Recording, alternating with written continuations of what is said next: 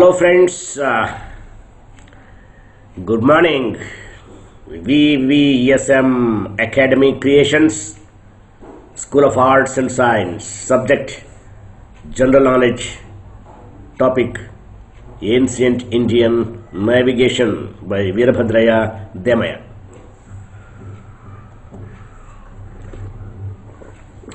Ancient Indian marine science tells about the Persian Gulf, Mediterranean Sea, West African Sea, Red Sea, East African Sea, China Sea and Indian Ocean, which are the important 7 oceans on the planet Earth. Ancient Vedic culture used ships navigation processes. Now vast was its sea trade and describes its sea power and navy, and describes the quality and technology of the ships they made. India had greatly advanced in ancient marine science. Indian ships were 10 times larger than European ships. This was told by the great sailor on those days, Vasco da Gama himself. He writes in his logbook that Indian ships were 10 times larger than European ships. You see, my dear friends, these are the Indian ships which are very larger when compared to the European ships. Vasco da Gama ship and Christopher Columbus, another important voyager on those days. Ancient Indian marine science, periplus of the Erythraean Sea. 1st century after the death of Christ. A Roman Empire, sea routes. These are the Mediterranean Sea, very important place, Roman Empire. Rome cannot build in a day, my dear friends. So this is the Roman Empire, from where the marine navigation starts on those days. And further it has reached the Indian marine science. You see the Western Ghats of the Arabian Sea from Gujarat to Quilon. So this is a very important ancient Indian marine science, tells about the navigation on those days. Ancient Indian marine science, how the ships were built on those days.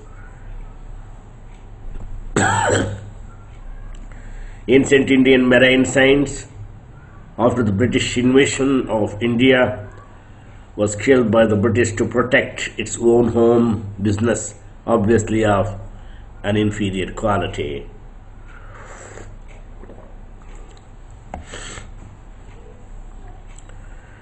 Lothal's topography and geology reflects its maritime past. Gujarat, Saurashtra, Gulf of Combat. Proximity of the Gulf of Combat allowed direct access to sea routes.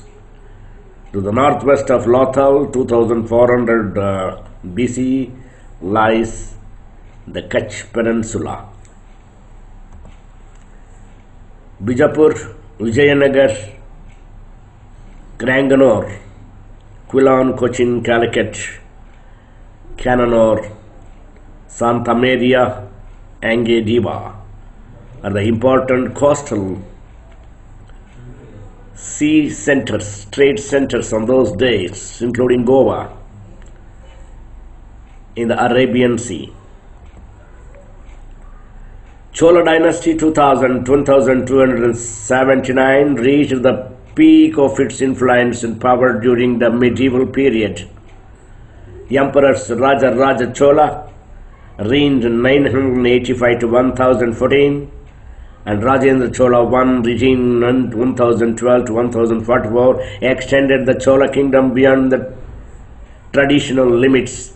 At its peak, the Chola Empire stretched from the island of Sri Lanka in the south of Godavari basin in the north, the kingdoms along the east coast of India up to the river Ganges acknowledged Chola suzerainty. Chola navies invaded and conquered Srivijaya, and Srivijaya was the largest empire in maritime Southeast Asia. Goods and ideas from India began to play a major role in the Indianization of the wider world from this period. See, my dear friends, Chola dynasty 2000 to 1279 AD, Chola kingdom,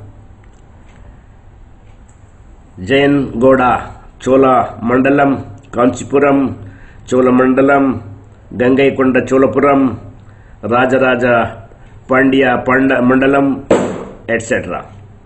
These are the important cities on those days, Chola dynasty.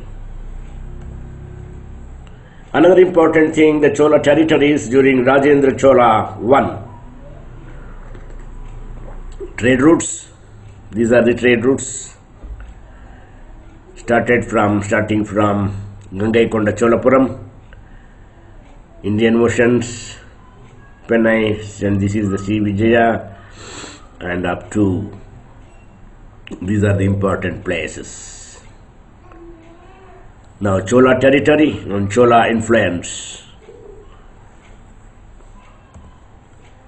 The first Western civilization known to have developed the art of navigation at sea were the Phoenicians about 4,000 years ago.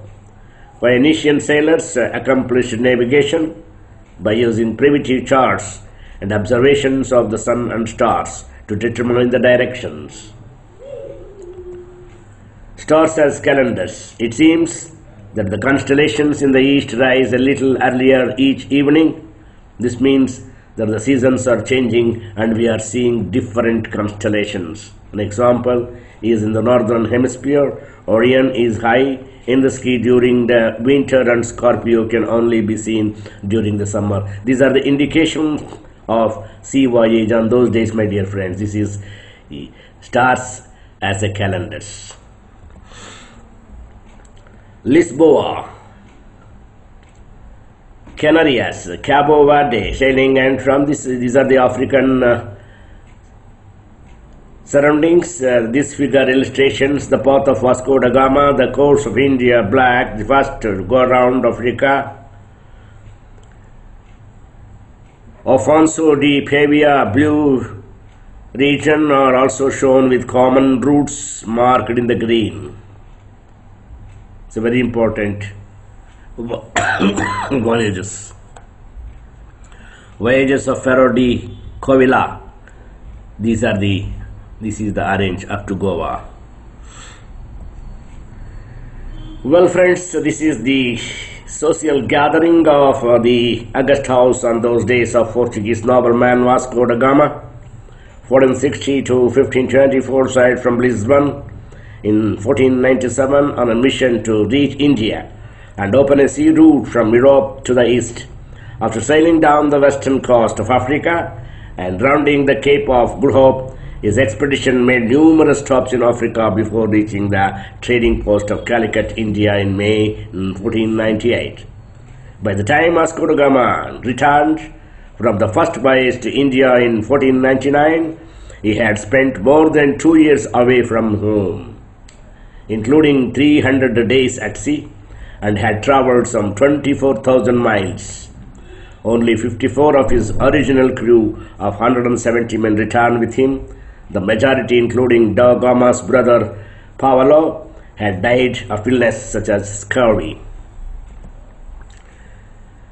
Thank you. Like, share and subscribe. This is the voice of BVSM Academy Creations School.